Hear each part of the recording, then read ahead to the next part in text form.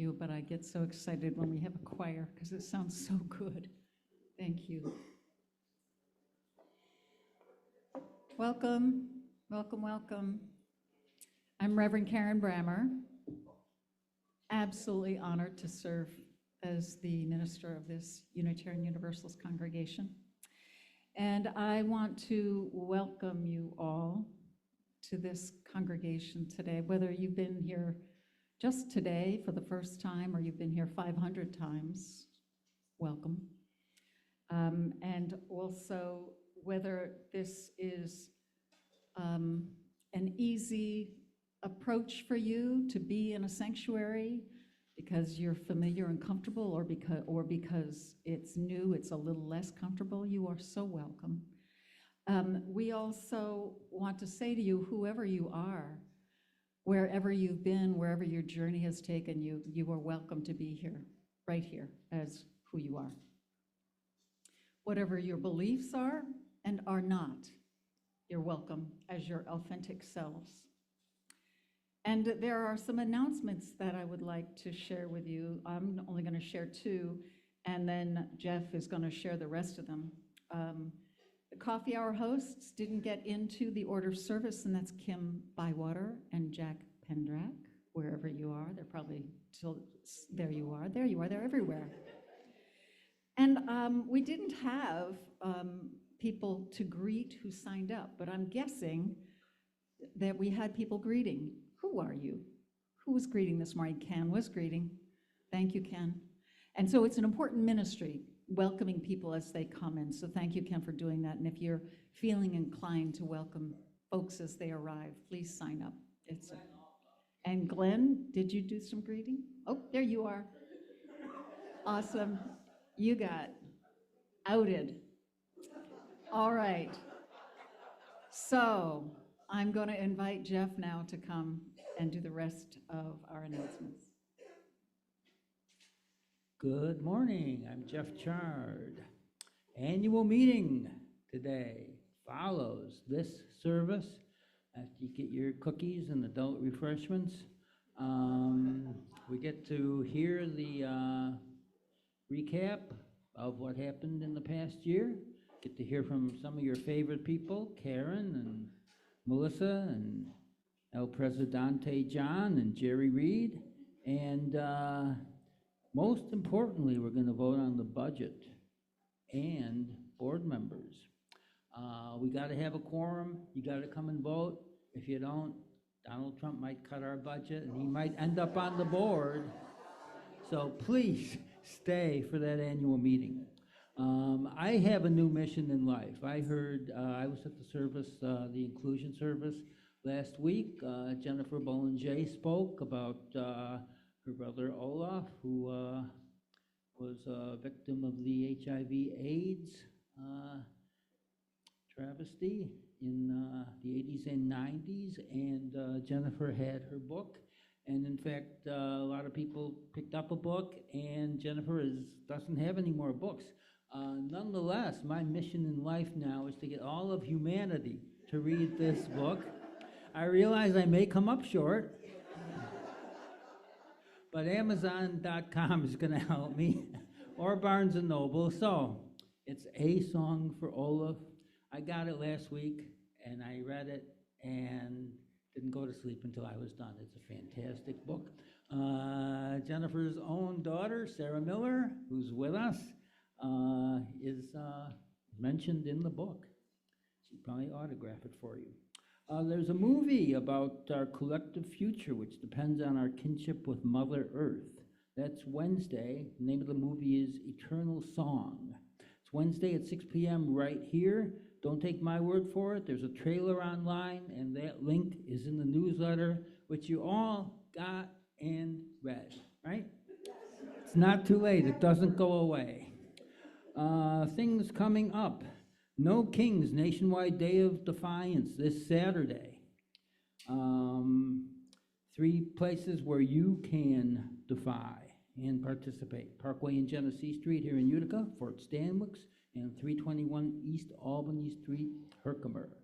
Nationwide Day of Defiance at noon. SAGE, which meets here, is having a upstate run walk, and we are supporting them with a shadow run here. 10 a.m. Saturday, shadow run walk. Details in the newsletter, which I'm sure you all got and read. Blessings basket today, this month is for toilet paper. And I'm going to talk about a couple things because we're not here next week. Why aren't we here next week? Barneveld Pilgrimage, the oldest church in New York State. You will not be open. You will not be holding a service. Don't come. 10 a.m., reception on the lawn with Monk Rowe and Ann Carey. Two of our favorites. 11 a.m. is the Barneveld worship service, followed by a luncheon at Unity Hall. You should all go up there. There will be carpooling. Jean, is your car full?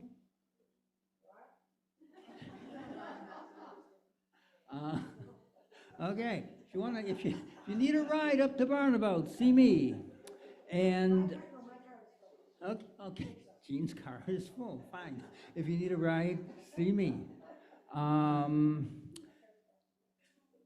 2 weeks from today is the General Assembly in Baltimore of UUA and UU churches.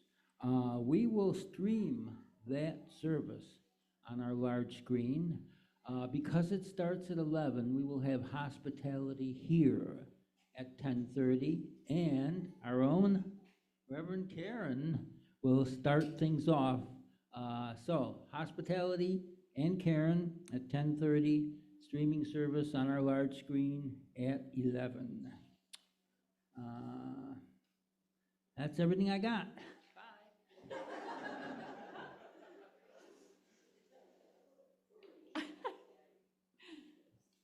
Oh, my.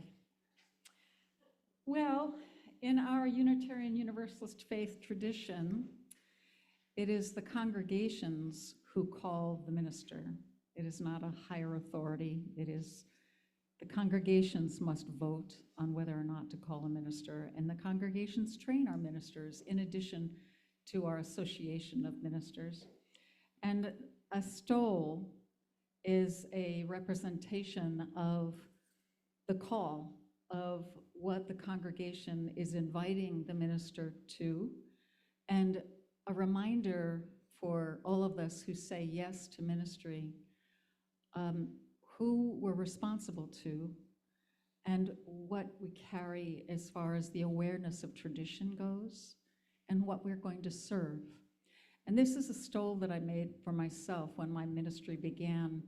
In addition to my commitment to UU congregations, our faith community, and you, these colors, there's a seafoam green and a deep rose pink and a dark green, represent the sea, the salmon, and the forest to which I commit my ministry as well.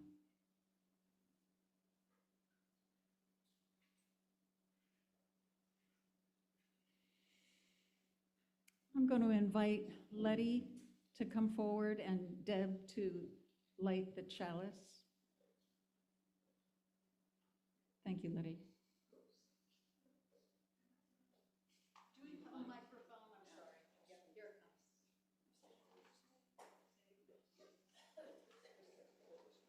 here it comes.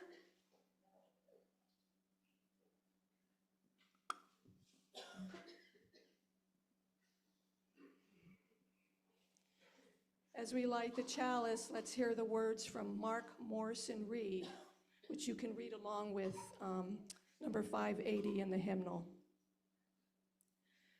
The central task of the religious community is to unveil the bonds that bind each to all. There is a connectedness, a relationship discovered amid the particulars of our own lives and the lives of others.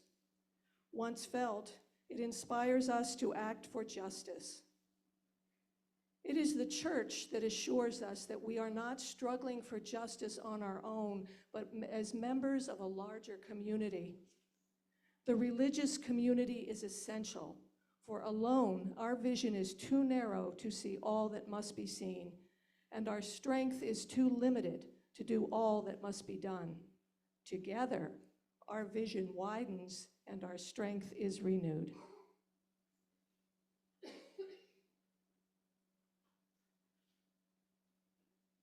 The opening words is a responsive reading, so if you would go to number 444 in the gray hymnal.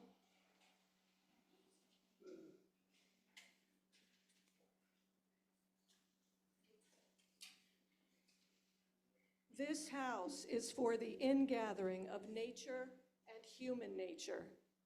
It is a house of friendships, a haven in trouble, an open room for the encouragement of our struggle. It is a house of freedom, guarding the dignity and worth of every person. It offers a platform for the free voice, for declaring, both in times of security and danger, the full and undivided conflict of opinion. It is a house of truth-seeking, where scientists can encourage devotion to their quest and where mystics can abide in a community of searchers. It is a house of art, adorning its celebrations with melodies and handiworks. It is a house of prophecy, outrunning times past and times present in visions of growth and progress. This house is the cradle of our dreams, the workshop of our common endeavor.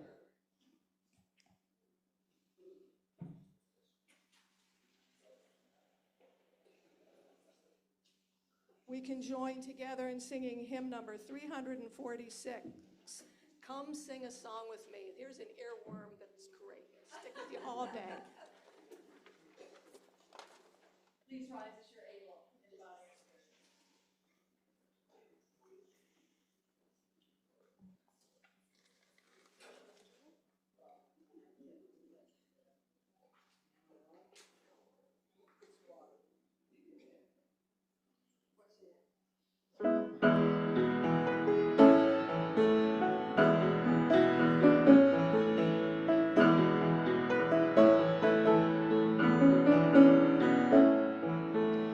Come sing a song with me.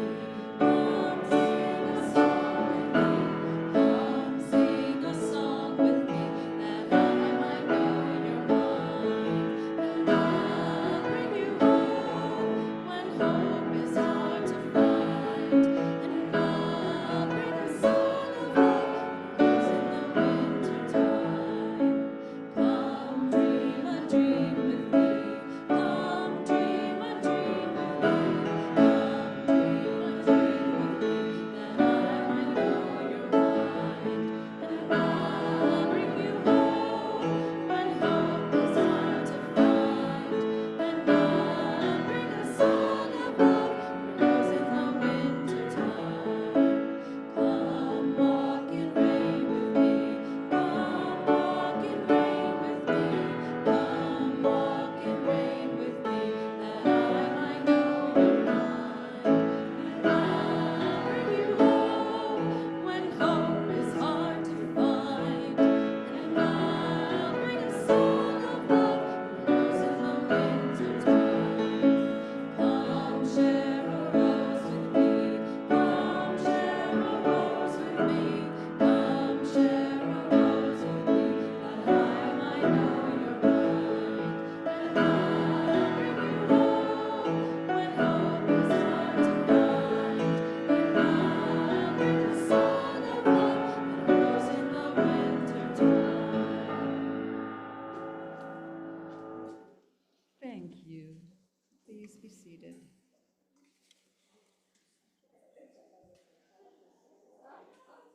Today we have the absolute privilege and blessing of welcoming new members into our congregation. And to do this beautiful ritual, I've invited Deb Faust to come forward to help us with reading from the insert in your order of service. And I'm also going to invite then the people who are joining today, a couple of whom are online. They were not able to actually be here physically today, but they are very much a part of the community in this ritual. And just so you all know, then, participation is not compulsory when you become a member. It's, we all come when we can. So the names are Beth Brotherton. Now, as I call your name, Beth was not able to come in personally, but is here online. Julia Fernandez, I don't see, I think she's online. who is also online. Beautiful. That's what this means. Melissa, that's what this means. She's online. And Beth Haas is with us, I know, and if she would come forward. And Will Hall. Is Will Hall online also? Oh, you were right there, Will.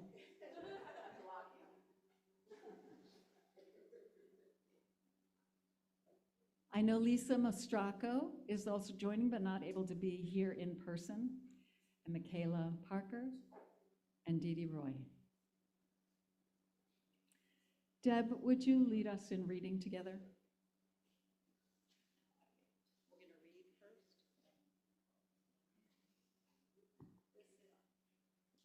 We're welcoming in our new members. We enter this faith with hope and possibility in our hearts, pledging to participate in and support the ministries of this church. We covenant to remain true to the spirit of love that flows through this church and guides us. We seek your welcome as we join you in this faith. And now we're asking for the congregation to join us in support. It's in your bulletins. We welcome you as we once welcomed ourselves. We seek to be open and inclusive, respecting your inherent dignity, your ideas, and your vision, in times when it is easy and in times when it is difficult. We seek to be supportive, not only when you reach out, encourage to us, but also when you need us to reach out to you.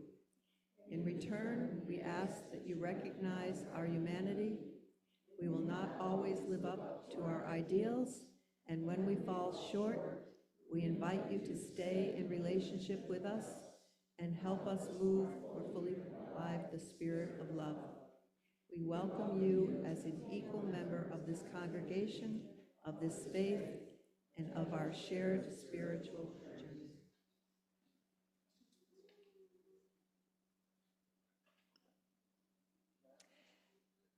And now John, who's the president of our congregation, is going to give each person who's present, and those who will be coming later will receive this as well. It's a pocket guide to Unitarian Universalism written by the current Unitarian Universalist president. Thank you. And welcome. If everyone would just welcome them in whatever way you like.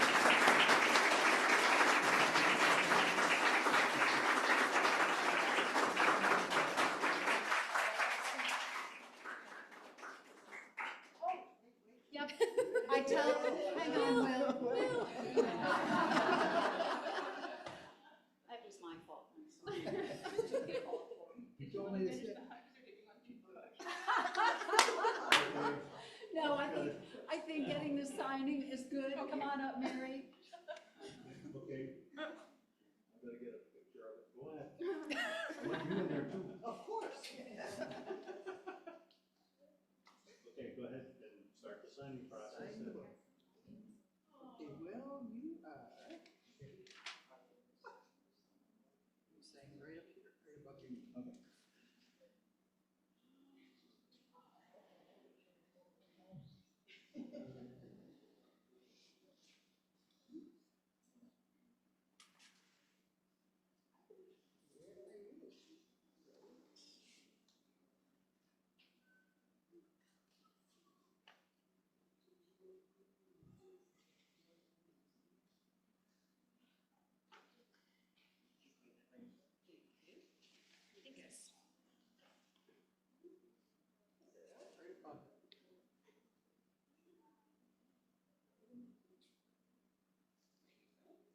Yours on the next page. Yep.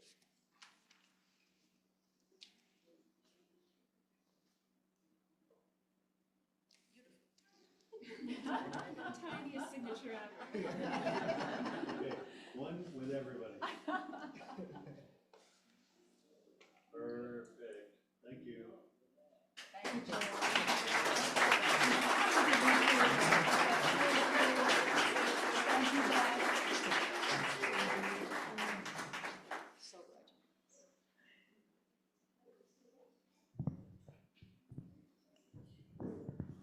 All right. I have a strange relationship with this microphone. We'll be all right, I think. Oh, we come together in this Unitarian Universalist Church of Utica to build community. And the community we build is based on values and shared promises for how we want to be together in community. We call those shared promises our covenant. Not that we have to agree what to believe, because we do not all agree on what we believe. We agree how we want to be together in community. That covenant was created by Unitarian Universalists in this room and others who are no longer with us. And it was agreed upon in an annual meeting, I believe, of the congregation of that time when it was adopted. That covenant is on the back of your order of service so that you understand what that thing is on the back. It is the covenant to which we agree in order to bring all of our diverse ideas, all of our backgrounds together in concert. Together we agree to live by these covenantal ideas. Now, all Unitarian Universalist congregations are tasked with creating and agreeing upon their own covenant. It belongs to the congregation. In 2021, a national level review of congregational covenants reported that 1, a covenant is relational and mutual. A covenant is horizontal among us, not hierarchical, coming down to us. A covenant is inclusive, not exclusive. And it is a web of support that holds everyone and is dependent on everyone. This small congregation covenants together and is a covenantal member of a larger association of 1,000 Unitarian Universalist churches that we call the Unitarian Universal Association. Together, this larger faith provides mirrors and windows. Mirrors to help us look at ourselves, to understand who we're becoming and figure out what we want to do next. And windows to look out into the larger community so that we know how we want to act our values out in the larger community. To be intentional and curious about who we are becoming, at a 4 or 5 year interval, our Unitarian Universalist Association of Congregations has engaged a process of looking in a mirror. We collectively, over 1,000 congregations, have commissioned a group called the Commission on Appraisal. This is an intentionally diverse team of Unitarian Universalist volunteers from all over the country who study our collective history and interview thousands of Unitarian Universalists to find out what people are experiencing and what people are hoping for. Then they report what they find and sometimes make recommendations for congregations to consider. In 2014, this self-reflective process focused on our understanding in Unitarian Universalism of what ministry is. The commission reported that ministry is service. Oh, this is interesting. I have papers everywhere. Service that is an outward expression of our faith and our values. It's an outward expression of our faith and our values. They continued that this outward expression takes on many, many forms. So, for instance, when we welcome new members, we do so as an expression of our values and our covenant. When this building was created in the late 70s, it was created as an expression of our shared values. Everything we do, All the ways we serve are ministry if and when they're intentionally reflecting and expressing our shared values. In 2014, the Commission listed the diversity of things that you consider ministry. And not everybody agrees. So it's like you can do one of these things and it'll be ministry, or you can do all of these, or that's how Unitarian Universalists function, to be as flexible as we need to be. So if a congregation or people within the congregation are contributing in a way that helps people within the congregation become more whole on a spiritual, ethical, moral level, that is considered ministry. If a congregation or anyone in the congregation is advancing the ministry and the mission of this congregation, that is part of the ministry of our congregation. If what we do is tapping into the deeper gifts of a person, that is ministry. If the congregation or people within it are serving to deepen the relationships between the members and friends of a congregation, that is ministry.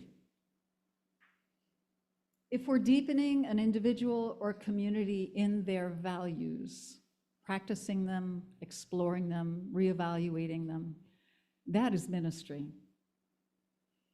Keeping the physical entity, the building, the books, in good repair as an expression of our values is a ministry. And keeping the health of the congregational system in good repair, like what the board does, like what the committees do, that's ministry, when it's done intentionally in service of our mission and our values. So our Unitarian Universalist ministry has to do with everything and all of us when we do it as an outward expression of our faith and our values. And so people in this room and people who have been here and gone before us have been part of that expression of who we are and who we are becoming. So leaders in this community are responsible to be and do as an outward expression. You're getting my point. We're all a part of this community. So every one of us is in part an expression of our vision, our mission, and our ministry. The annual meeting after this service is definitely an expression of our mission, our faith, and what we say we believe, because we all need to understand what's happening. It needs to be open for understanding and input. It is ministry. We're guided in all this by our agreed upon vision also, and that's on the front of your order of service. And it says to nurture spiritual community, honor diversity, and advocate for social justice. All that we do in service to these is ministry. So people who are singing, meditating, demonstrating on the streets, serving others who are in need, all of this is part of what we understand to be ministry. So that means that the ministry is not owned by the minister. It is not owned by any one person or any group of leaders. It is owned by this entire community of people. Now, minister has had training, has studied, and learned more from other congregations what is understood as the larger Unitarian Universalist Association, and helps congregations understand their connection, etc. But a minister does not have to be the center of the ministry of the congregation. So every leader, every member and friend in this congregation is part of what we call the ministry and is an expression of our values, our vision, and part of our ministry. So I'm reminded that at different times, individuals in this congregation, including the minister, need to be supported more than they are able to give. to not lead or serve others, but to be held with care by this community.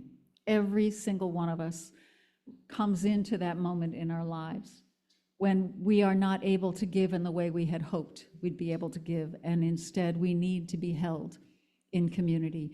That is part of the ministry of the whole.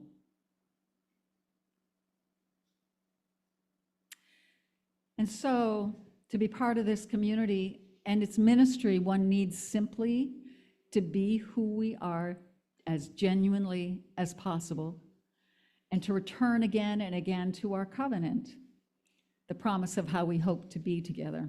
And all of this, being our ministry together, happens through difficulty and through the rights and through the wonderful times as well. So it is something that we celebrate and also use to get us through tough times.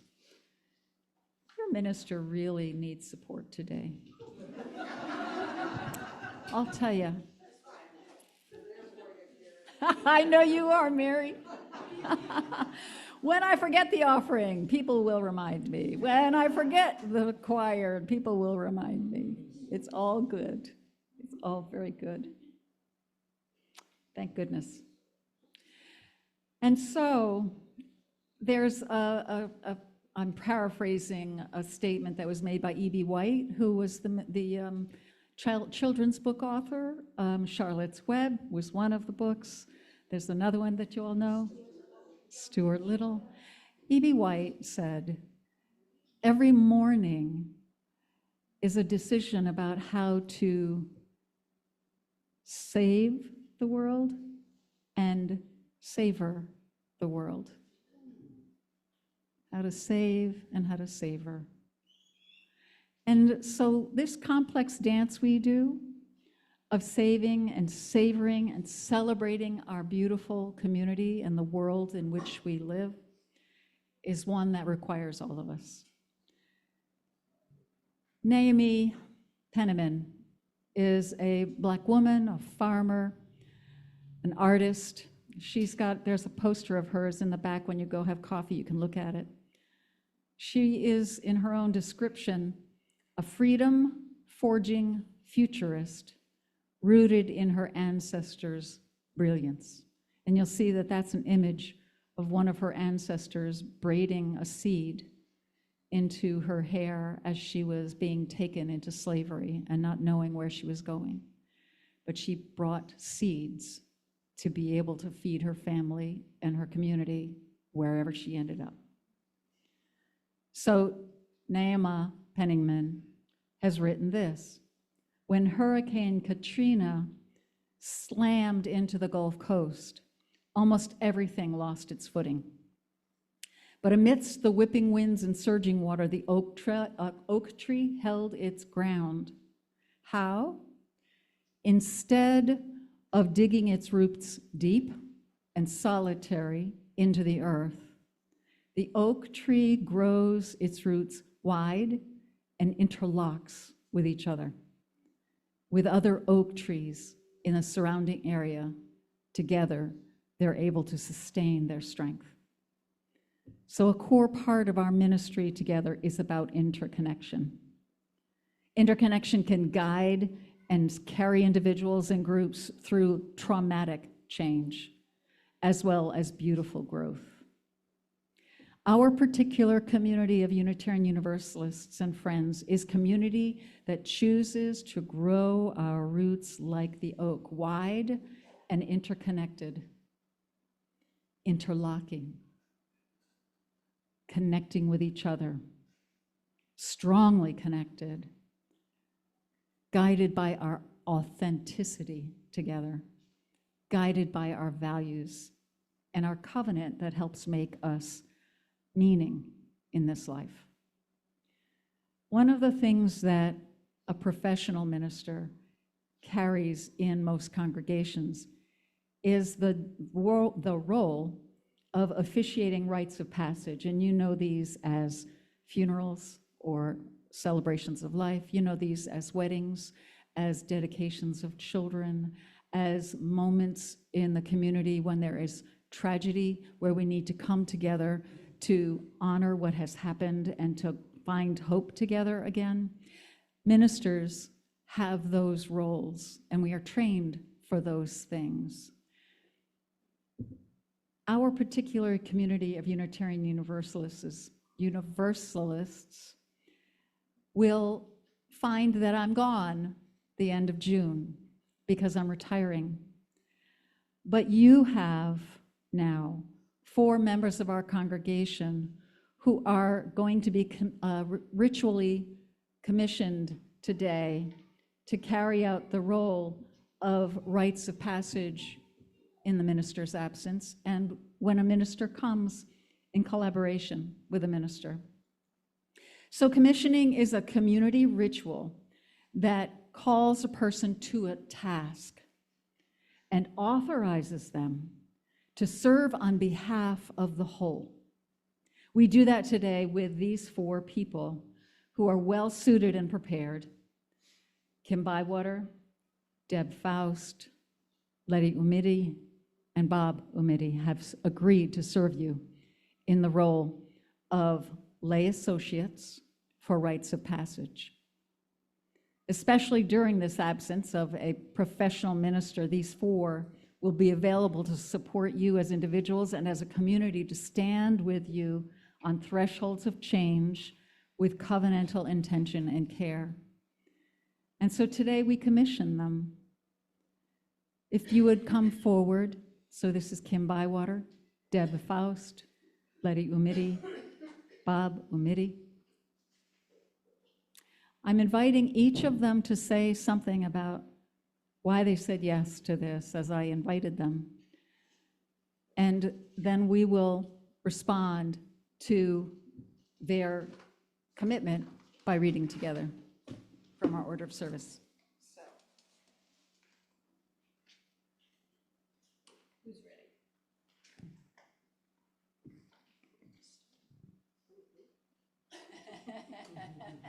Not to put you on the spot.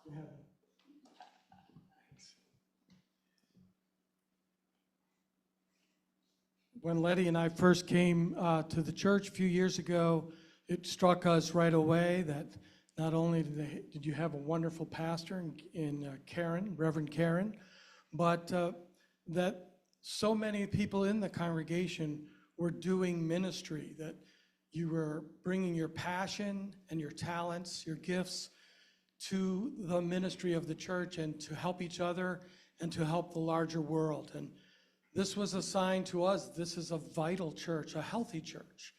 And we've really found that to be true now after a couple of years. And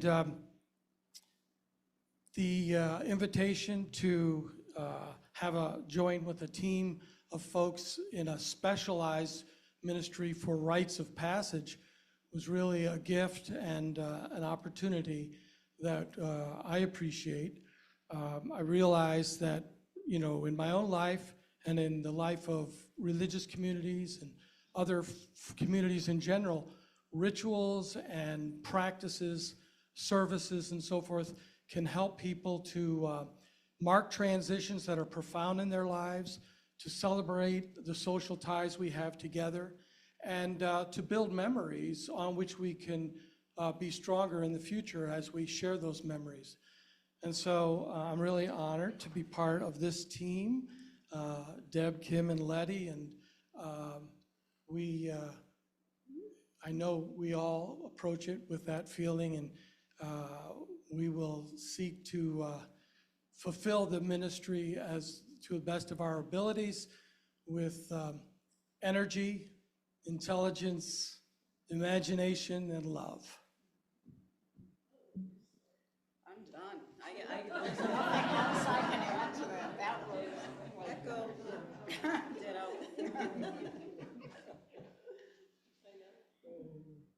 So when I was invited to be on this team, I thought, well, what is a rite of passage except a threshold? And Karen alluded to that in her words. And I tend to say, well, that's like, and so I was thinking, well, that's like me being in this stupid wheelchair and not having, a lot of my agency taken away, and everybody, there's so many, almost everybody here knows what this is like. But the thing that freaks me out the most is when we have to leave the house, and Bob built a little ramp for me, but we have to get over the threshold in the wheelchair. And 9 times out of 10, you're going backwards. So there's this feeling like you're on the creepiest ride ever, and I literally have to take a breath and hang on to be able to get over that threshold, because what's happening is I'm looking at what I had before, and I got no idea what's coming. I don't know if Bob's still got his hands on the wheels. I don't know anything. But the bottom line is, as I go over that threshold, I trust him that he's going to get me over there and then down the ramp and to wherever, usually PT. But that, to me, is the instant thing I thought of about what a rite of passage is.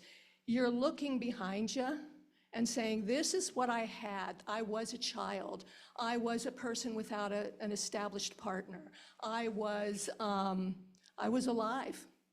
And now you're looking at that. And you're going backwards, and you have no idea. And to me, that's what being on this team is like.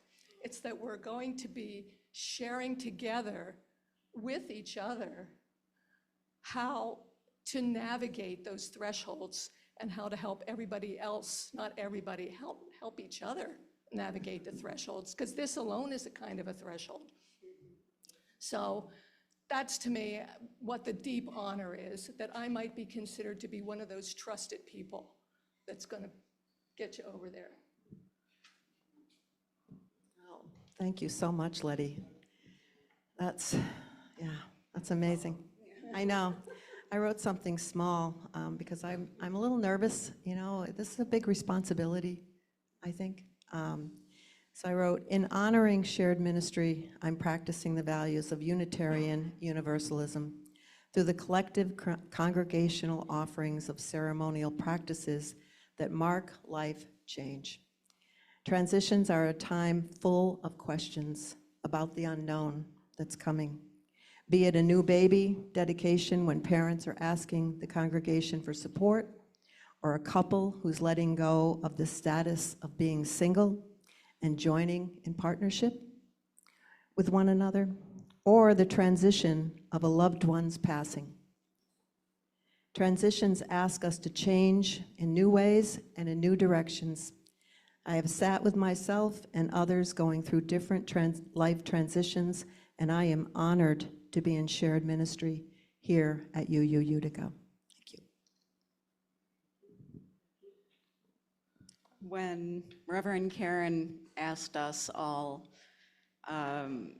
why we felt called to be in this ministry and lay ministry, the first thought that I had that was sort of a catalyst for me was when my daughter's longtime friends in 2016 asked me to officiate their wedding. It's something I'd never done before.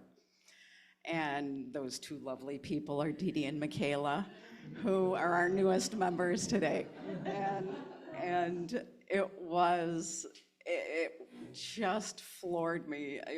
The enormity of that honor. It was truly an honor for me. And it was an amazing day. It was just wonderful. And to share that experience and that life-changing event and that transition, that threshold meant so much. And I've been just so lucky to have done several more in the past few years. I've other friends, a coworker, some of my old students at Utica College. So it's just been, it's so humbling to be a part of their lives in this way, and to have them invite me into such an important and intimate event is I do not take that lightly. Another kind of on the other end of the emotional spectrum is being present for the death of my dearest uncle. As he was passing, I was able to talk to him, hold his hand, thank him for being the man he was, thank him for the honor of being his niece, because he was a tremendous father, a tremendous uncle, a tremendous human being. And not only was that healing for me, but I was also able to be present for my cousins and their spouses who were struggling emotionally at that time, and to help them through that passing. And it was so healing for me, but I was also able to do this for my family in such a sad time. And my uncle, like a lot of role models in my family, were all examples of service, and not only to their immediate family, but to their wider circle of neighbors, of their church communities, of their neighborhoods even. And that single point was being service to others. And that's kind of the philosophy of life that I've grown up with now, is to be of service to each other, to be present and hold space for people, not only in the most joyous times of their life, but in their vulnerability and their grief. So I hope, and I know I share this with all of the team here, that we just hope that we can serve you all, because you are our chosen family. You're not our blood relatives, but you're our chosen family.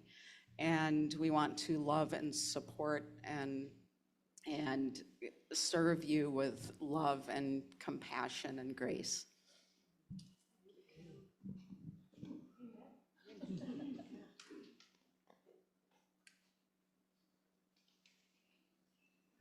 If you take a collective breath. Wow. In the order of service, there are some words that say congregation together. Congregation together. If you would read those together on behalf of this transition in this ministry. We accept your special ministry on our behalf and promise to support you in whatever way you may need to fill your lay ministry with us. Thank you and blessed be. And one last thing then, while John comes forward and places a stole on the shoulders of each of your lay associates for rites of passage, they each chose the stole that they want to wear. And he's picking up Kim Bywaters.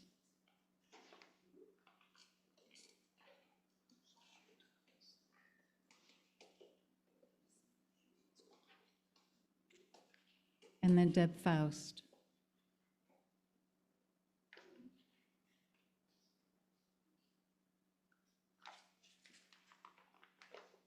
And then Bob.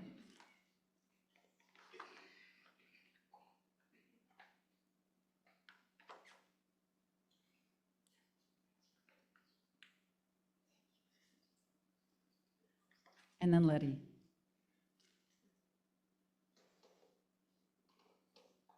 Now here's a poem, one that I have loved from the beginning of my ministry, by Denise Levertov. A certain day became a presence to me. There it was, confronting me, a sky, a light, air, a being. And before it started to descend from the height of noon, it leaned over and struck my shoulder as if with the flat of a sword, granting me honor and a task. The day's blow rang out metallic, or it was I, a bell awakened, and what I heard was my whole self saying and singing what I knew I can. Would you welcome them?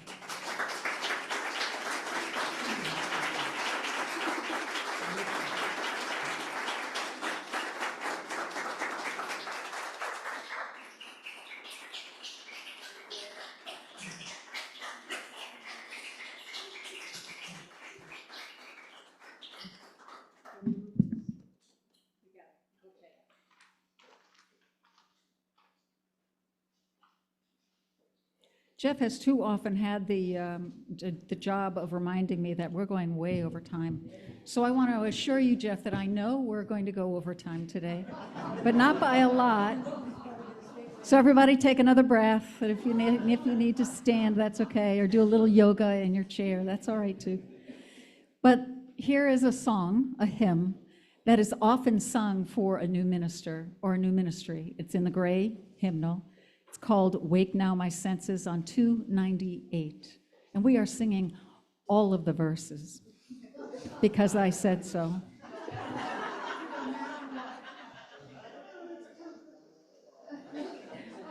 To their chagrin.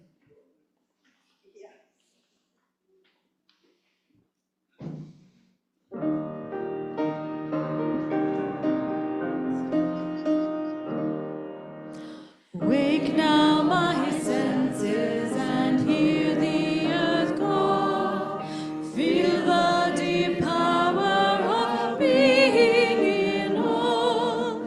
Keep with the web of creation your vow. Giving, receiving, as love shows us how. Wake now my reason, reach out to the new. Join with each pilgrim who quests for the true. Honor the beauty and wisdom of time. Suffer thy limit and praise the sublime. Wake now, compassion, give heed to the cry. Voices of suffering fill the wide sky. Take as your neighbor, both stranger and friend, praying and striving their hardship to end. Wake now, my conscience, with justice thy guide. Join with all people whose rights are denied. Take not for granted a privileged place. God's love embraces the whole human race. Wake now, my vision of ministry clear. Brighten my pathway with radiance here. Mingle my calling with all who will share. Work toward a planet transformed by my care. Thank you. Please be seated. Our meditation today, I'm going to read words by Gordon B. McKeeman. The title is Ministry is All That We Do. Ministry is all that we do together. Ministry is that quality of being in community that affirms human dignity, beckons forth hidden possibilities, invites us into deeper, more constant, reverent relationships, and carries forward our heritage of hope and liberation. Ministry is what we do together as we celebrate triumphs of our human spirit, miracles of birth and life, wonders of devotion and sacrifice. Ministry is what we do together with one another, in terror and in torment, in grief, in misery, and in pain, enabling us in the presence of death to say yes to life. We who minister speak and live the best we know with full knowledge that it is never quite enough, and yet are reassured by lostness found, fragments reunited, wounds healed, and joy shared. Ministry is what we all do together.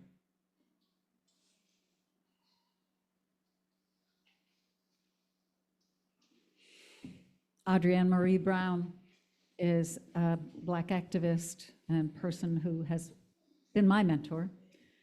Please understand your quality of life and your survival are tied to how authentic and generous the connections are between you and the people and the place you live with and in. Please understand that your quality of life and your survival are connected to actively practicing generosity and vulnerability in order to make the connections between you and others clear, open, available, and durable. We collect this morning's offering understanding that we learn together what it means to be authentic, generous, and vulnerable in the service of life. Now we'll collect this morning's offering.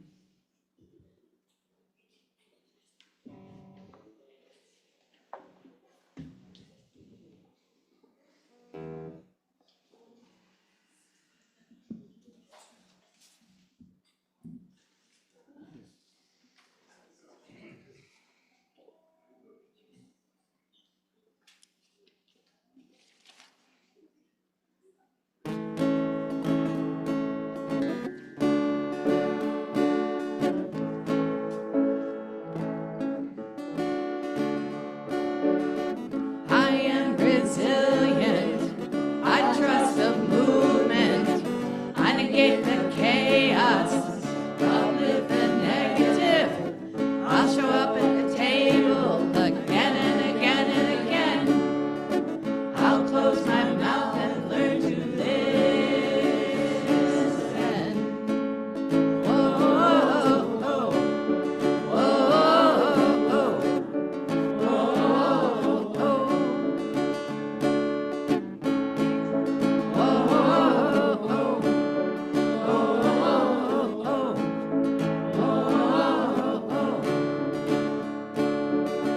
These times are poignant, the winds have shifted. It's all we can do to stay uplifted. Pipelines to backyards, both out and out in front. Yeah, I got my truth, truth is what I want. Realigned and on point, power to the peaceful, prayers to the waters, looking at the center, all vessels open to give and receive. Let's see the system brought down to its knees. Whoa, whoa, whoa, whoa, whoa, whoa, whoa.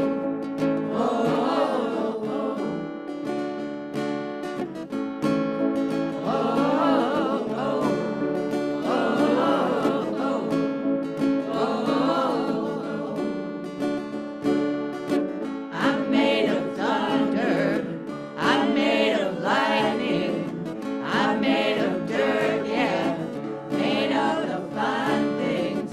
My father taught me that I'm a speck of dust, and this world was made for me, so let's go try our luck.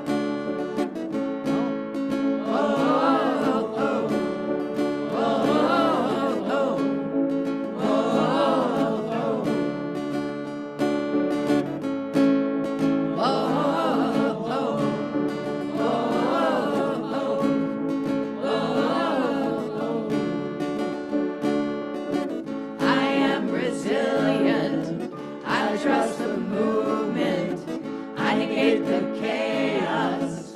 Uplift the negative. I'll show up at the table again and again and again. I'll close my mouth and learn to listen.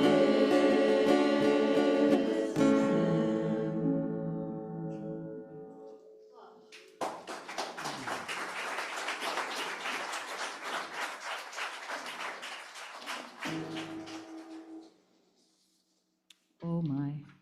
Thank you to our musicians. Ken has graciously allowed us to skip Faith in Action today so that we are at our annual meeting sooner. Ken will bring you more news sometime soon. And so I'm going to invite Bob Umidi to come forward to extinguish the chalice and lead us and do our closing words.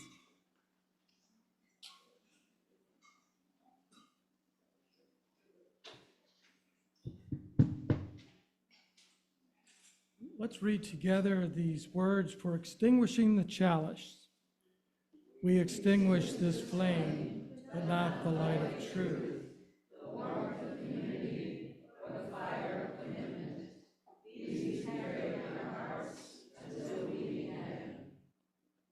And for closing words, I'd like to read to you selection 692. 692 from our hymnal, if you want to look as I read. If here you have found freedom, take it with you into the world. If you have found comfort, go and share it with others. If you have dreamed dreams, help one another that they may come true. If you have known love, give some back to a bruised and hurting world. Go in peace.